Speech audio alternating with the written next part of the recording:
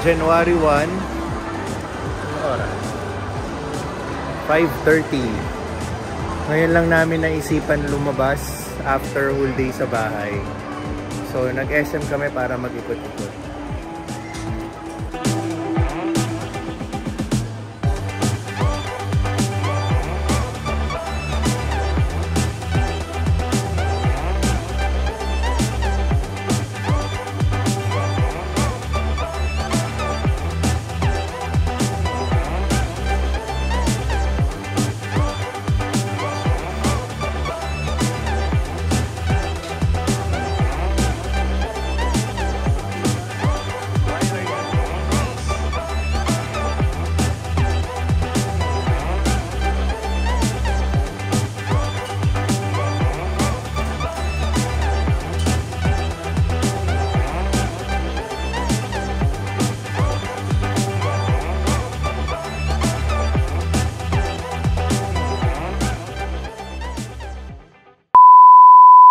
Ano itsura, Mark?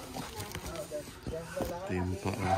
Binalot na nila, Mark. Sige, wag na. Isasama niya yung tela? Oo. Si Sam lang, di ba? Pwede masama. Pwede. Pwede daw. Para hindi siya madumihan. Sige.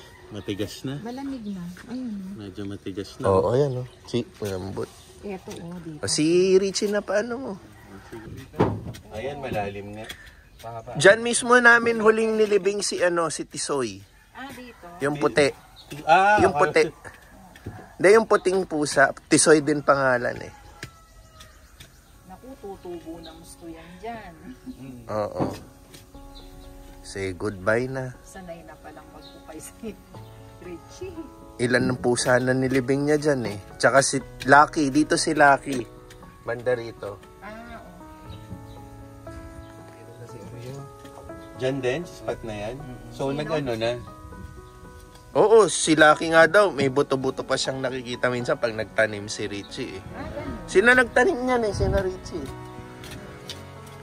At least, nagiging halaman sila.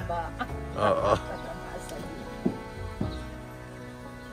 Pixar, tulog pa eh. Tulog pa? Nag-gadget tayo yung cat food oh. Ayan, kay si Richie na bahala dyan. Siya ang tatay eh. Ilan pa bang pusa mo, Richie? Isa na lang. Si Joel na lang? Oo. Lason yata yun. Kaya yung iba? Si Tisoy. Diba?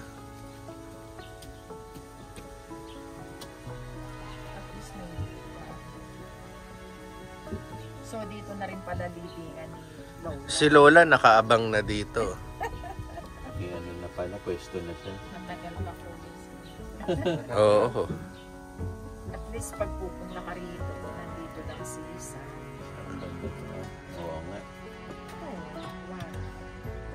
Pag November 1 pala, kailangan magtirik ng kanina.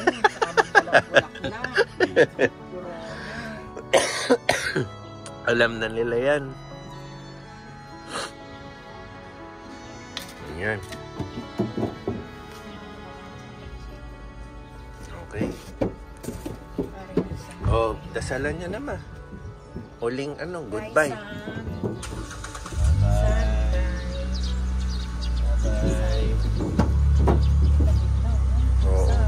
Kahit pa paano, nagbigay naman siyang magandang memories sa Enriquez. Ito, tumahay pa sa kwarta. Okay lang yun. Huling linis mo na yun,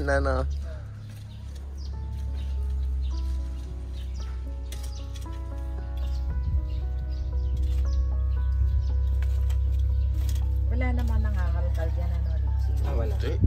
Tsaka bantay sarado ni Joel dito. Walang Walang ibang pusa makapunta. Takot. Malaki kasi ito eh. Basagulero yan eh. Joel eh. Tsaka basagulero yan eh. Hindi basta-basta nakakaanong pusa rito.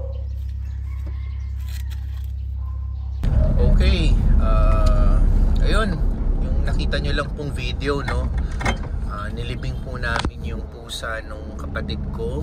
Ang pangalan po ng pusa niya is si Sam. Actually, pusa rin po ni na mama yun, no? Pusa nila ng kapatid ko sa PF Resort. So kaninang umaga po namatay, and then yun nga po nilibing namin. Ang reason po nung pagkamatay po ng pusa is may mga halos 1 linggo na pong hindi kumakain at umiire.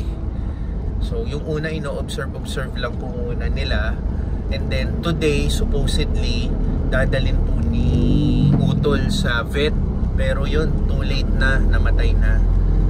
Kahapon sana, kaso lang January 1 holiday, wala halos mga bukas.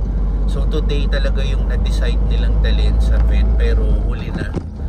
So ang duda rin namin, baka nalason siya somewhere, no? Kasi hindi po siya full nakastay sa bahay. Ano ba yun? Come and go lagi siya sa bahay, labas-pasok, yan. Kasi po, inadapt lang naman po siya few years ago, and then inalagaan na po yung pag-adapt po, talagang inalagaan na ng kapatid ko and ni mama.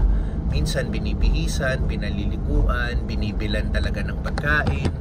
So talagang alaga na po nila. Yun nga lang, may freedom po siya mag labas-pasok sa bahay. So naging duda namin yung yung nakaraang week, baka may nakain siyang something sa labas, baka parang nalason siya, kaya biglang sumama yung pakiramdam niya.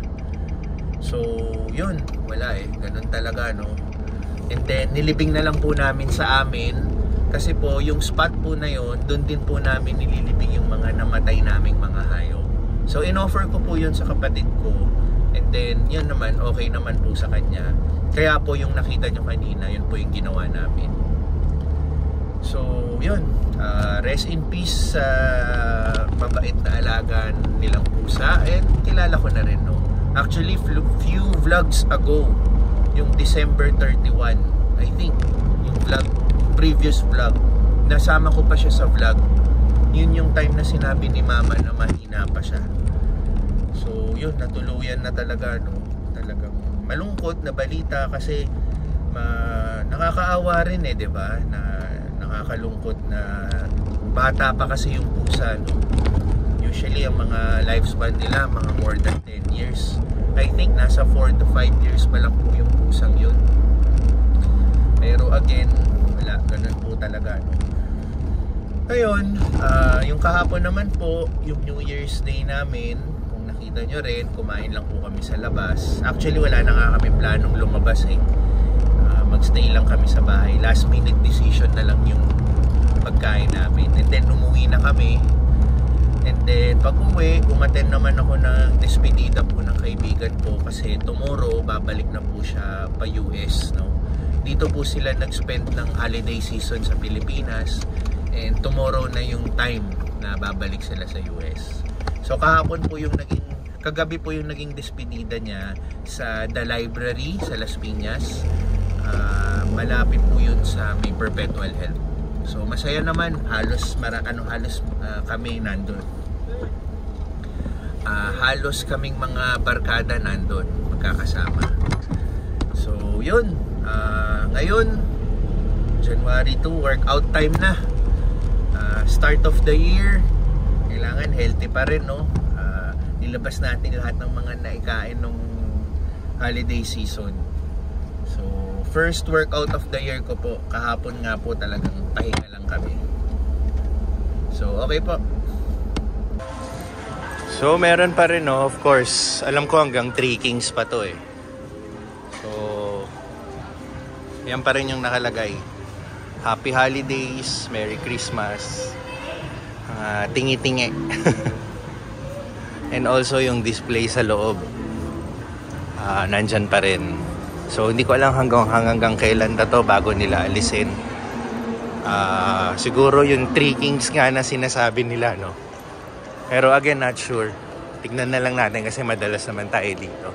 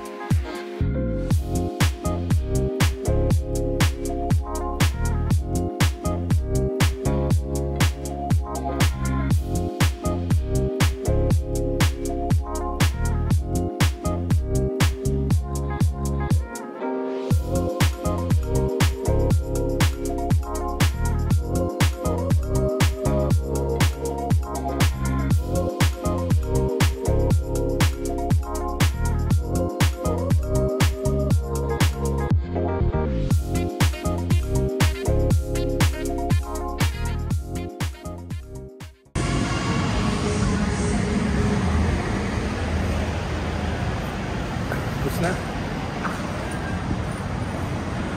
First workout of the year done. More to come this year.